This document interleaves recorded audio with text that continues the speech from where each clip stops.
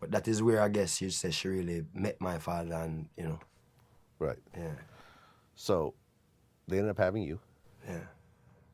but your father ended up passing when you were 2 years old. Yes. So you never really got a chance to really know him like that. Yeah. What was it like, before you started getting into music, when you were 5 years old, 10 years old, and you're growing up in this family, because your father had 11 children. Mm. Were you guys all close in the beginning?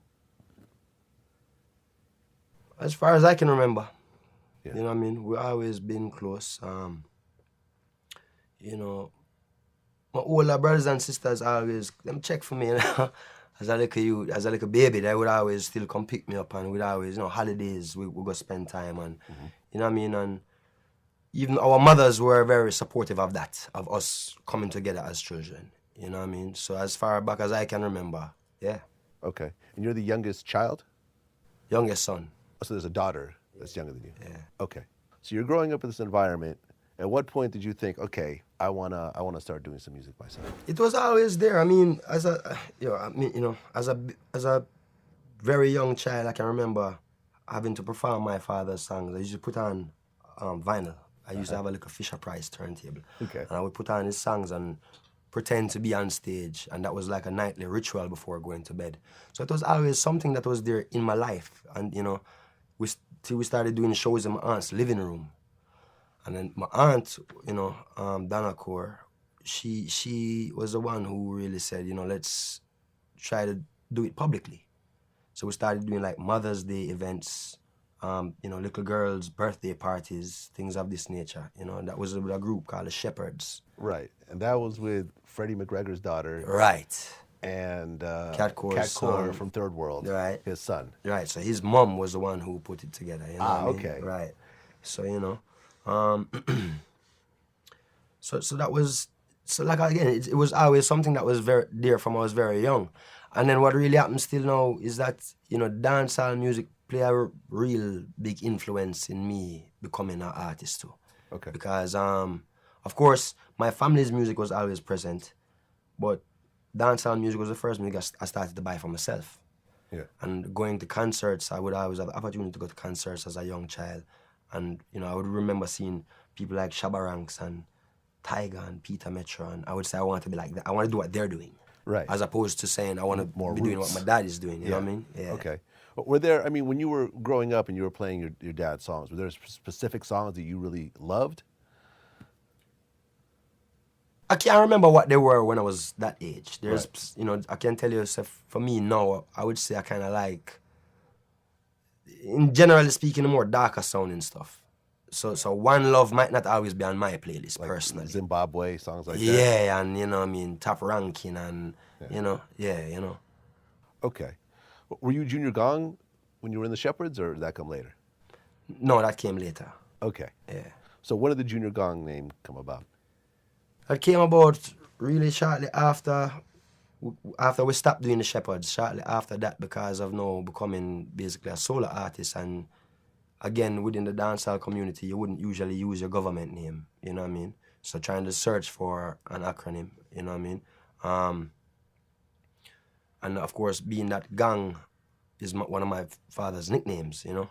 But there was a little event still. There was a tribute to my father at 56 Hope Road, the Bob Marley Museum. And I was trying to get through the gate. And one of the security guys saw me trying to come through and started to clear the way for me. And he was like, make space, Gong Jr. coming, Gong Jr., Gong Jr. So that's kind of when it kind of clicked on me. I said, all right, I like that one, And we'll work with it since that. Yeah. So you were Junior Gong at that point. Yeah. Now, you started working on your first album, Mr. Marley. Yeah. Now, what I think got everyone by surprise was that unlike Ziggy, you were more of a DJ style Right. artist, which, you could sort of compare it to rapping versus singing in a way. Right. Right, where a DJ in reggae is the guy on the mic, whereas the selector is the DJ. Exactly. Yes. Right. Yes. So you came out with more of a new style. Was there a reason why you went with that style as opposed to going with like the classical singing style that your brother did so well with? Again, just like I was saying before, because I've grown up with dancehall music as my music. You know what I mean? And again, being impressed by my dancehall heroes and wanting to do what they were doing. So it was really just more because being a fan of rhyming as opposed to singing, you know? Yeah. But you were singing as well. Back then, not really so much. Okay, that you came know? later. Yeah. Mr. Marley comes out, and it had a good reception. Yeah. But the second album, Halfway Tree, comes out, and that wins a Grammy. That wins a Grammy, yeah. So your second album that you put out already wins a Grammy. How did it feel to win a Grammy that early on in your career? Great. And I was growing up against some, well, in particular, Barry Salmon, who's a legend in Jamaican music, you know what I mean? So to win a Grammy, you know, being that he was someone else who was up for the Grammy Essentially also. the Marvin Gaye of Jamaican Jamaica. music, yeah. You know, so, you know, that was wow for me, you know? That was, you weren't a great expecting it? accomplishment. Can't say I wasn't expecting it. I mean, I knew I stood a great chance, you know what I mean? Yeah. In general, you know, yeah. Now the whole concept of the name Halfway Tree. Yeah. Explain that. Well, Halfway Tree is a place in Jamaica. It's kind of like a big roundabout, you know? And the reason I named the album Halfway Tree, because this place is almost like you'd say in between downtown and uptown. Downtown being, you know, the more, you'd say, rougher side of town, and uptown being the more privileged side of town, you know what I mean? So because of me, myself, being like where both of these worlds meet, being where my father is from and where my mother is from, I named the album Halfway Tree, you know, as a metaphor for my life. Yeah. Yeah. And this is a theme that you've really carried on through a lot of your music because, you know, like you have the Ghetto Youths crew. Yeah. Right? That's your thing. Yeah. And you sing about oppression. Yeah. But you yourself grew up in somewhat of a privileged lifestyle. Absolutely.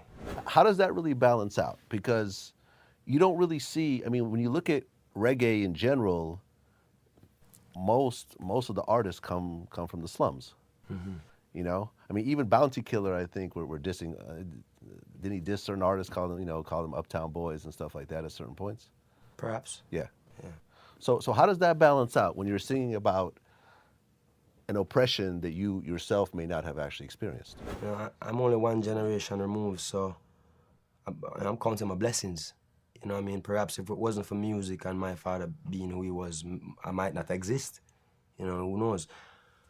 At the same time, you know, if Jamaica is not a huge place, you don't have to really, you know, search far to really know what's going on. And, you know, if you're someone who check for human beings, then, you know, you'd care for those who need help, right? Yeah. Yeah, and I mean, I know my history, and it's very important, you know what I mean? I know my foundation, and we have friends and family who come from rough places. Yeah. You know what I'm saying? We care. Yeah. Yeah, so that's really it.